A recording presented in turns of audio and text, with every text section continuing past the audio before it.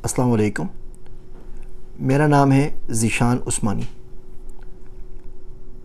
आज हम बड़े सेंसिटिव टॉपिक के ऊपर बात करेंगे। ये टॉपिक है जब कोई ज़लील करे। हमारे माशरे में ये रोज़ की कहानी है। बीवी शोहर के हाथों ज़लील हो रही है, शोहर बीवी के हाथों ज़लील हो रहा है, भाई भाई के हाथों ज़लील हो रहा है, बहन बहन के हाथों ज़लील हो रही है, माँ बेटियों के हाथों ज़लील हो रही है, बेटियाँ माँ के हाथों ज़लील हो रही हैं, सास बहुओं को ज़लील कर रही हैं, बहुएं किसी और को ज़लील कर रही हैं, मालिक नौकरों को ज़लील कर रहा है, नौकर जाके किसी और को ज़लील कर रहे हैं, बेटा बाप को ज़लील कर रहा है, बाप बेटों को ज़लील कर रहे हैं। तो ये ज़लालत की जो परपेचुअल साइकिल चल गई ना माशरे में, इसने बहुत सारे घर उजाड़ दिए, बहुत से लोगों को किसी काबिल नहीं छोड़ा। मैं आपसे चंद बातें अर्ज़ करता हूँ, हो सकता है इससे आपकी ज़िंदगी में कोई बेहतरी आ सके। अल्लाह से दुआ करता हूँ। अल्लाह सुब्हानहू व तआला ने बंदे जो पैदा किए हैं उन सब का हक़ है। उसमें से एक हक़ इज़्ज़त है कि उनको इज़्ज़त दी जाए, उनको तकरीम दी जाए। या अमरीकी माशरे के अंदर या फ्रांस में, यूरोप में, यहाँ पर हर बंदे को उसके हिस्से की इज़्ज़त ज़रूर मिलती है। आप लाइन में लगे हुए तो शहर का गवर्नर भी आके लाइन में ही लगेगा, आपको कोई क्रॉस नहीं करेगा। आप 911 कॉल कर लें, एम्बुलेंस आके आपको ले जाएगी, तो वही पैरामेडिक्स आएगी कि अगर यहाँ पे सदर होता तो शायद उसको भी आके वही लेके जाती। हम हमारे माशरे में किसी भी शख्स को इतना ज़लील करते हैं कि वो 20-25 साल तक की उम्र तक पहुँचने तक अपनी इज़्ज़त नफ्स खो बैठता है। फिर उसे कोई परवाह नहीं होती, उसे कोई क्या कह रहा है और क्या सुन रहा है, बोलता है भाड़ में गई दुनिया, जैसा है वही करता रहूँगा। उसका नुकसान ये होता है कि जब उसको कोई अल्लाह का नेक बंदा मिलता है, कोई मेंटर मिलता है, कोई टीचर मिलता है और वो उससे कोई बात करता है कि बेटा ऐसा कर लो, अब वो भी ये समझता है कि मुझे आके टोन कर रहा है, मुझ पे आके ताना मार रहा है और उसकी बात नहीं सुनता। जब आप किसी ऐसी सिचुएशन में खुदा ना खास्ता हो तो सबसे पहले ये देख लीजिए कि जो बंदा आपको ज़लील कर रहा है उसका बैकग्राउंड क्या है। इस तरह नहीं होता कि सुबह उठ के कोई बंदा आके आपको गालियाँ देने लग जाए। कोई ना कोई बात दिल के अंदर उबल रही होती है, हल्के हल्के जमा हो रही होती है। आपका बेटा आपको ज़लील करता है, आपको मार देता है चमाट, या आपको गालियाँ सुना देता है खुदा ना खास्ता, या आपको बुरा भला कहता है, या सख्त लहजे में आपसे बात करता है, तो एक दिन में नहीं हो गया है। याद रखिए ये फीलिंग 10 साल से जारी है।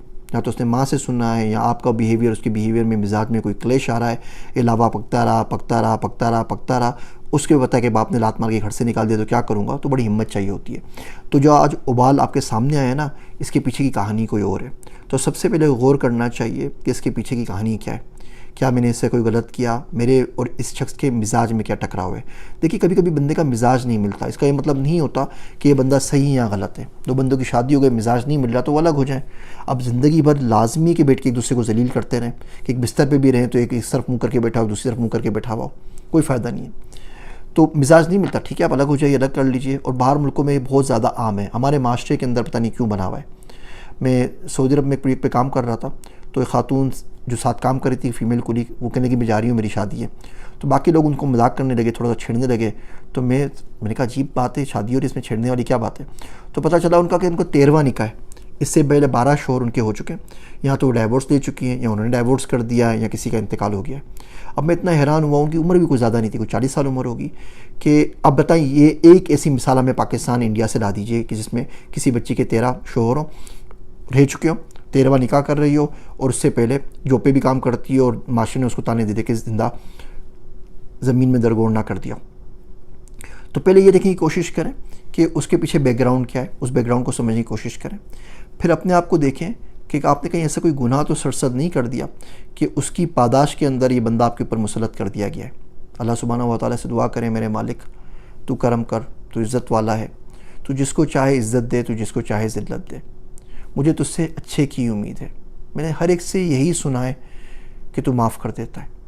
अल्लाह सही करम कर, मेरे पे रहम कर, ऐसे लोग मुझ पे मुसल्लत ना कर जो मुझे जलील करें।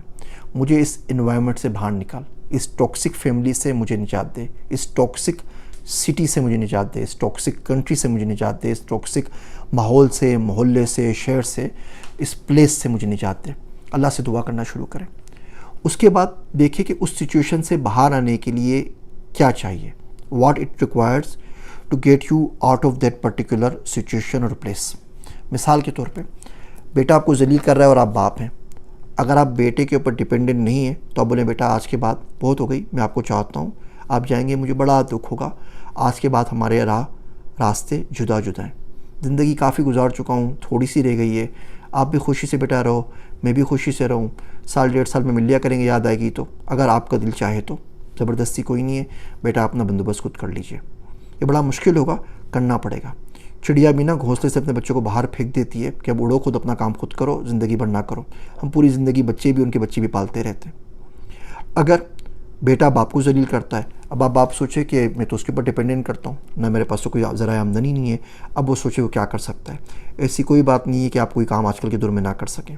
आप घर में बैठ के, खुदा ना खास्ता आपको कोई डिसेबिलिटी भी है तो भी आप काम कर सकते हैं। कोई ना कोई सिचुएशन करें, किसी भाई से बात करें, किसी दोस्त से बात करें, कहीं ना कहीं आप जा सकते हैं। इवन आप दारुल अमान में चले जाइए, जलील ना हो, किसी शख्स को ये राइट ना दे कि आपको जलील कर सके। बीवियाँ बहुत जलील होती हैं, तो बीवियाँ देखें हम क्या करेंगे। अगर हम जाते हैं तो बच्चे ज़ाहिर बात है माँ के साथ जाएंगे, माँ को लेके जाने पड़ेंगे। क्या हम अपने घर में जा सकते हैं? और 99% का जवाब आएगा कि नहीं, मैं का तो ख़त्म हो गया, अम्मी अब्बू शायद ना रखें, और अगर उनका इंतकाल हो गया तो भाई बहन तो बिल्कुल भी नहीं रखेंगे, भाभियाँ ताने दे दे के मार देंगी। अब आप क्या करें, अपने आप की स्किलिंग पे काम करें। जो आपने एजुकेशन की है उसको कंटिन्यू करने में बहुत सारी वीडियोस बना चुका हूँ। अंग्रेज़ी सीख लें, कोई ऐसी स्किल सीख लें कि अपना थोड़ा बहुत गुजारा कर सकें। ये आपका माइंड फ्रेश होगा ना, इस अजियत से, इस कर्ब से, इस खौफ से आपका माइंड निकलेगा, then you can do wonders. सोच लें, समझ लें, बड़ों से मशवरा कर लें, इस्तिखारा कर लें, किसी मुफ्ती साहब से पूछ लीजिए, लेकिन इस सिचुएशन से निकले। किसी भी शख्स की ज़िंदगी में जो वर्स्ट सिचुएशन आ सकती है ना, वो ये होती है कि वो किसी ऐसी जगह पे पहुंच जाए जहाँ पे लोग उसको जलील कर रहे हो और उसके बाद सिवाय सुनने के कोई चारा ना हो। अब दरख्त तो नहीं है ना कि मूव नहीं कर सके कि भाई पानी मिला तो मिला, वरना वहीं खड़ा हूँ और वहीं सूख के मर जाऊँगा। अब मूव कर सकते हैं ना, तो भाई मूव कर जाइए, मुल्क छोड़ दीजिए, शहर छोड़ दीजिए, मोहल्ला छोड़ दें, घर छोड़ दें, और यह काम आप कर सकते हैं। आप जिस घर में पैदा हुई थी उस घर में तो आज नहीं है ना, आ गई ना शोर के घर में, ढल गई ना उसके माहौल के अंदर, अपनी सी पूरी कर ली ना। सिर्फ ये देखें कि शरीयत के मुताबिक आप उसके हुकूक पूरे कर रही हैं या कर रहे हैं या नहीं कर रहे हैं। अगर आप देखें कि शरीयत के मुताबिक आप सही चल रहे हैं तो यकीन जानिए ज़्यादा टेंशन नहीं है, अल्लाह का नाम लें, कहीं और निकलें, कुछ और करें, अपनी स्किल पे काम करें। ये हल्के हल्के आपने काम करना होता है, अनाउंस नहीं करना होता। ये नहीं कि छोड़ने आके थप्पड़ मार दिया तो बोले ठीक है ऐसी की तैसी तुम्हारी, मैं तुम्हें छोड़ के जा रही हूँ, ये जा वो जा। आप आराम से खुशी से थप्पड़ खा लीजिए, इसके अलावा कोई चारा ही नहीं ना आपके पास। गरीब आदमी का सबसे पहले तो उसको बेचारे को पिसना ही होता है ना। अल्लाह से दुआ करें। अब आप बोलें कि यार ये सिचुएशन आज हो रही है ना, 5 साल बाद ये सिचुएशन ना हो, मेरी बेटी बेटा जवान हो जाए, उनके साथ ये सिचुएशन ना हो, तो मैं क्या करूं? आप प्लान बनाइए। आप बोलें कि ठीक है मुझे ये सीखना है, ये पढ़ना है, ये पढ़ना है, यहाँ पे इंटर्नशिप करनी है, यहाँ पे जॉब करनी है, मुझे ज़िंदा रहने के लिए 40,000 रुपये चाहिए, 50,000 चाहिए, लाख चाहिए, ये 4 साल में हो जाएंगे, बस ठीक है। अब आज के बाद से आपकी वो क्लॉक चलनी शुरू हो गई। अब 4 साल आप उस अज़ियत में हो रहे हैं, उसके बाद निकल जाएंगी। इसीलिए जो होप है ना कि एक दिन मैं बाहर निकल जाऊंगी, there is a light outside the tunnel, ये आपको इतनी मजबूती प्रोवाइड करेगा कि आप सबसे बढ़ जाएंगी और आराम से इस चक्कर से निकल आएंगी। जब आपका एटीट्यूड चेंज होएगा, जब आप सामने वाले को पता लगेगा कि आप उस पर सिर्फ डिपेंडेंट नहीं करती, आप बाहर निकल सकती हैं, तो आप निकल सकेंगी। लेकिन यकीन जानिए, अगर खुदा ना खास्ता आप इस सिचुएशन में हैं कि बेटा आपको जलील कर रहा है, बेटी आपको जलील कर रही है, माँ बाप जलील कर रहे हैं, शोहर बीवी जलील कर रहे हैं, नंद भावत जलील कर रहे हैं, इस सिचुएशन से जितना जल्दी निकल सकते हैं निकल जाएं। वो उनके लिए भी अच्छा है, वो आपके लिए भी अच्छा है, वो बच्चों के लिए भी अच्छा है। क्योंकि इस टॉक्सिक सिचुएशन में अगर आप रहेंगी तो ज़िंदगी तबाह बर्बाद हो जाएगी। हमारे माशरे में ये हसद, जेलसी बहुत हो गई है। मैं आपको क्या क्या कहानियाँ सुनाऊँ। माँ बेटियों से जलन करने लगी है, बहनें भाइयों से जलन करती हैं, भाभियाँ नंदों से जलन करती हैं। हर शख्स एक किसी न किसी आग में जल रहा है और जिसका कोई जवाब नहीं है। दीन से बहुत दूर हो गए, इंसानियत से भी बहुत दूर हो गए, इंसान ही नहीं रहे। लोग बोलते हैं मुझे बड़ा इंसान बनना है, बोलता हूँ भाई पहले इंसान तो बनो ना, बड़े बाद में बनते रहना, आराम से इंसान बन जाओ पहले। तो कोशिश करें इस सिचुएशन से निकलें। खूब खूब खूब खूब दुआ करें अल्लाह से। दुआ मोमिन का सबसे बड़ा हथियार है। ऐसी कोई चीज़ नहीं है दुनिया में, यकीन जानिए, ऐसा कोई शख्स नहीं है, ऐसी कोई चीज़ नहीं है, ऐसी कोई ताकत नहीं है जिसका जवाब अल्लाह सुब्हानहू व तआला के पास ना हो, जिसमें से कुदरत आपको बाहर ना निकाल सके। ऐसा हो नहीं सकता, लेना पॉसिबल नहीं है। थोड़ा सा यकीन रखें, रच के दुआ मांगें, रहमत खुल के बरसेगी।